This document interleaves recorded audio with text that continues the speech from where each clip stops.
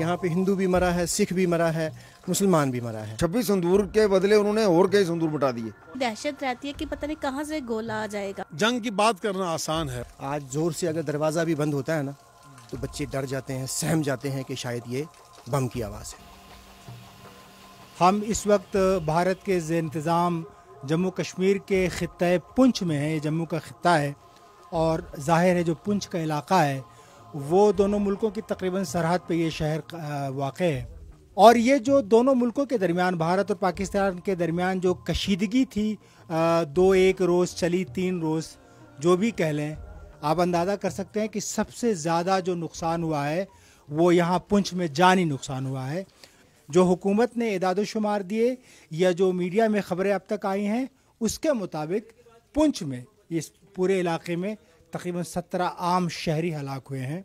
और जिस गली में हम इस वक्त हैं, यहाँ पे पीछे ये आप घर देख सकते हैं, इस घर के 2 बच्चे जुड़वा थे, वो बेचारे मारे गए। यहाँ पे भी एक जो है शेल जो है पाकिस्तान की तरफ से आके लगा और जिसमें ये जो घर पीछे आप देखेंगे ये डैमेज हुआ है। इसमें जो 2 बच्चे हैं वो शायद यहाँ से निकलने की कोशिश कर रहे थे उनके अपने फादर के साथ, मदर के साथ, तो वो दोनों को स्प्लिंटर्स लगने की वजह से वो यहीं पे उनकी डेथ हो गई। उनके फादर जो है वो क्रिटिकल कंडीशन में, उनको यहाँ से शिफ्ट किया गया, जम्मू ले जाया गया, फिर चंडीगढ़ ले जाया गया, तो उनकी हालात भी जो है वो काफ़ी जो है वो ख़राब है।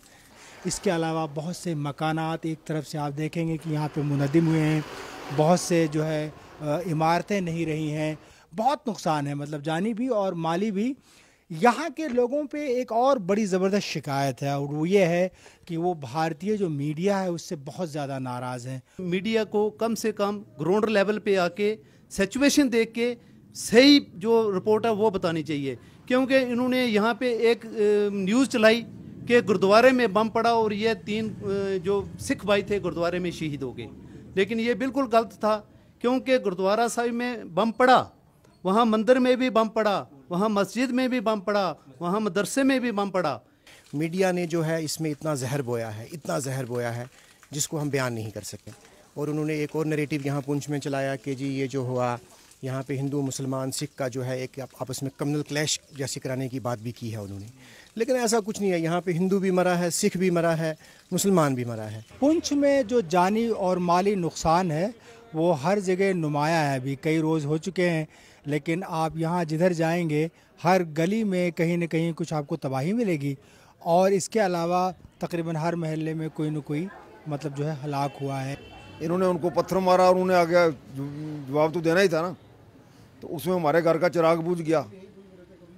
इन्होंने अपना मिशन जो संदूर चला के 26 आदमी को औरतों का संदूर मिटा है, तो उसका ऑपरेशन चलाया तो हमारे घर का संदूर मिटा दिया। तो वो 26 संदूर के बदले उन्होंने और कई संदूर मिटा दिए। पुंछ जो है वो बिल्कुल सरहद के पास है। यहाँ ज़िंदगी में अभी भी लोगों में खौफ हरास पाया जाता है। अभी भी बस जब शाम का टाइम होता है तो हमारे मन में यही दहशत रहती है कि पता नहीं कहाँ से गोला आ जाएगा, कहाँ से फायरिंग स्टार्ट हो जाएगी। लोगों के अंदर डर है, दहशत है, डरते हैं लोग। यहाँ से पुंछ सिटी को छोड़ के कोई जम्मू भाग गया, कोई सोनकोट चला गया अपनी अपनी जान बचाने के लिए। और जहाँ पे ये तबाही और नुकसान हुआ है वहाँ पे हुक्काम अभी भी दौरे कर रहे हैं। उनकी एक एडवाइज़री भी है कि बहुत से मकामात पे अभी भी गोले जो है वो फटे नहीं हैं, वो शायद लाइव एमिनेशन जिसको हम कहते हैं वो भी है, उसकी तहकीक चल रही है।